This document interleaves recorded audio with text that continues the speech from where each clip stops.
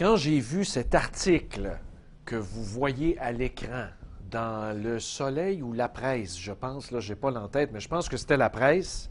Oui, parce que c'est ça, c'est exactement, c'est La Presse. État des routes. Des entreprises se disent boudées par Québec, entre autres le ministère des Transports. Écoutez, moi, comme donneur d'ouvrage au niveau municipal à l'époque, quand j'étais à la mairie, j'ai eu je ne sais pas combien de représentants du ministère des Transports, de la direction régionale, de la Montérégie-Ouest, et même de Montréal. Le grand patron, le sous-ministre, était descendu. Je ne vous ferai pas état des conversations en privé, mais quand tu sortais des réunions, tu te disais, mais coudonc, il y a juste eux autres qui sont smart, il y a juste eux autres qui possèdent la vérité. Ma foi du bon Dieu, je pense que c'est une secte. Je pense que c'est un culte. Moi, j'ai passé ma fin de semaine dans les Adirondacks. Hein? J'ai roulé. Juste hier, j'ai fait 700 km de route. J'en fais de la route, je fais 120 000 km par année. Les États-Unis, l'Ontario, partout. Moi, je roule, je suis un malade de la route. Et je vous le dis, il y a juste au Québec où ça ne marche pas. Puis écœurez-moi pas avec le climat, là. En Ontario, là, c'est le même climat. Puis dans les Adirondacks, là, dans le parc, là, c'est pire l'hiver là-bas qu'ici. Puis il y a encore de la neige là-bas. Puis pourtant, les routes sont belles, les routes sont stables. Écoutez, il y a quelque chose qu'on fait qui n'est pas correct. Est-ce qu'on ne devrait pas exporter la technologie que ces gens-là ont ou on est-tu géré par des cabochons? Alors, Luc Delangis, des entreprises Bourgette, j'ai dit pavage Bourgette tout à l'heure, mais c'est les entreprises Bourgette, dans le coin de la Naudière, a décidé de sortir publiquement et je pense qu'il a raison. Il est au bout du fil. Bonjour.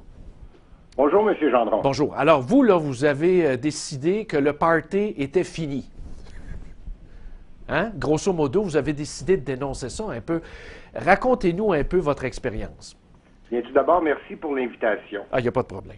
Chez les entreprises Bourgette, nous effectuons la pose de traitement de surface depuis 1991. Oui. Puis avec les années, nous avons une division qui s'appelle les émulsions Bourgette que nous fabriquons. C'est de la pétrochimie. Nous fabriquons des émulsions de bitume à Saint-Paul de Joliette. Oui. Puis le traitement de surface que l'on fabrique auprès de municipalités, auprès de différents donneurs d'ouvrages, bien, c'est sûr, ce qu'on dénonce un peu ou ce qu'on trouve un petit peu dommage, c'est que le ministère des Transports ou les grandes sociétés d'État n'utilisent pas cette technique du traitement de surface adéquatement. Cette technique-là a été abandonnée. Mais vous amenez un point. Il y a 2-3 semaines, on faisait une entrevue avec un chercheur de l'Université de Sherbrooke qui nous parlait un peu dans le même sens que vous dites. Au fond, la façon dont le ministère des Transports fonctionne, ça ne marche pas. Puis la chaussée, bien, on en récolte les résultats. C'est tout craqué. Ça se défait. La semaine dernière, je parlais du pont Serge-Marcil sur l'autoroute 30. Là. Un pont flambant neuf d'il n'y a même pas à peine 2 ans. On est obligé de refaire une partie du tablier parce que c'est tout défait en morceaux. Alors vous, on ne vous appelle pas dans les soumissions publiques. Pourquoi? Parce que vous ne faites pas partie du club, c'est ça? Bien, c'est parce que chaque soumission, chaque appel d'offres a sa particularité de produit demandé. C'est sûr que le traitement de surface, c'est pas un produit pour appliquer sur métropolitain. Oui. Mais tout ce qui touche route secondaire en région, c'est un produit qui est fortement utilisé en Ontario et au Nouveau-Brunswick et aux États-Unis. OK. C'est une technique qui est très écologique. C'est fait à froid, sur place. C'est épandu par couches minces. Le délai d'exécution pour la population, c'est très agréable parce qu'on peut faire jusqu'à 10 km par jour de traitement de surface fin. OK. OK. Et ça, cette technologie-là, vous êtes allé la chercher là-bas, quoi? Vous l'avez exportée ici? Je peux vous dire, selon moi, les premiers revêtements qu'il y a eu à l'époque, c'était fait avec des chevaux, puis c'était un bitume qui appliquait sur la route, puis qui ajoutait un autre granulat par-dessus. Oui. Donc, croyez-moi, on n'a rien inventé. Ce qu'on fait, c'est qu'avec les émulsions Bourgette, on a fait évoluer les liants. La qualité des granulats s'est beaucoup améliorée. Puis, c'est ce qu'on aimerait pouvoir faire la promotion en partenariat avec le ministère des Transports, faire des projets de... Ben oui, vous pourriez faire des routes provinciales numérotées sans aucun problème en soumissionnant, mais le problème est le suivant, vous me corrigerez, c'est que dans le devis technique de l'appel d'offres, vous n'arrivez pas avec la même technologie qui est requis, c'est ça? Exactement, c'est ça. Nous, c'est un produit qui est écologique, c'est fait à froid.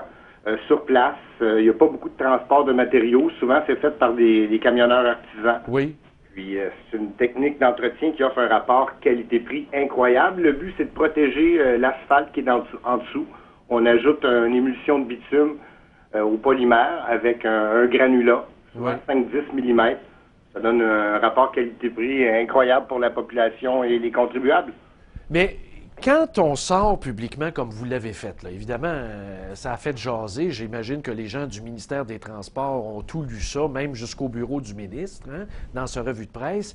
Est-ce qu'on a au moins levé le téléphone pour vous inviter à soumissionner ou à une rencontre de travail ou si c'est zéro open bar? Oh non, je suis persuadé que c'est tous des gens de bonne foi qui ont tous le souci du travail bien fait, puis que tout le monde est ouvert à faire les choses différemment, puis Oui.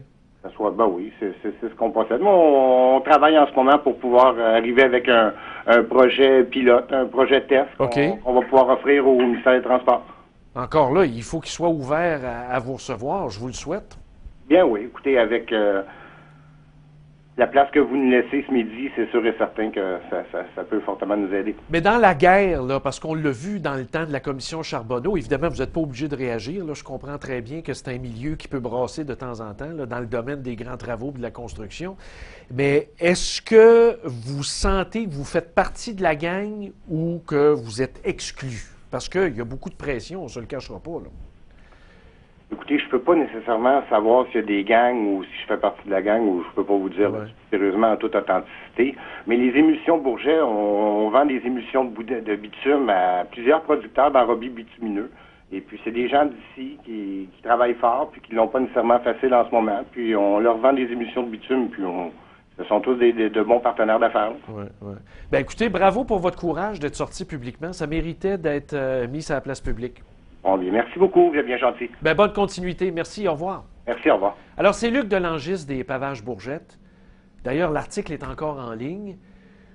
Sous un prétexte d'une technologie X, eh bien, les Pavages Bourgette ne peuvent pas soumissionner pour les contrats du ministère des Transports. Alors, ça veut dire quoi, ça, contrat du ministère des Transports pour le commun des mortels?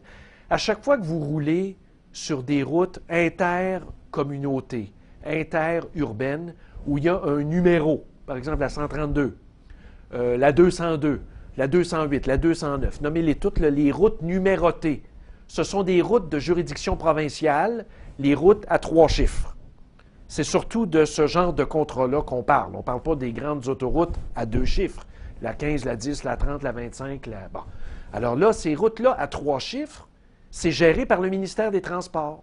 Et le ministère des Transports octroie des sommes faramineuses par année, soit pour du resurfaçage, pour refaire les structures de la route, hein, quand on arrache tout au complet et on refait le lit de la route. Eh bien ça se fait par appel d'offres. Et l'appel d'offres inclut la technologie qu'on veut avoir dans les travaux. Et ça, c'est fait dans les bureaux du ministère des Transports. Et moi, on m'a déjà soufflé à l'oreille. Je ne vous dirai pas d'où ça vient, mais c'est assez fréquent. Arrange-toi donc si tu veux que j'aille le contrat. Arrange-toi donc pour que le devis soit enligné en conséquence. Ça, c'est comme une municipalité qui veut s'acheter un troc. On organise le devis tellement précis qu'il y en a juste un qui peut soumissionner. Et tous les autres sont exclus. Ce genre de mafia-là, ça existe. Alors, on verra si ça donnera des résultats par la suite.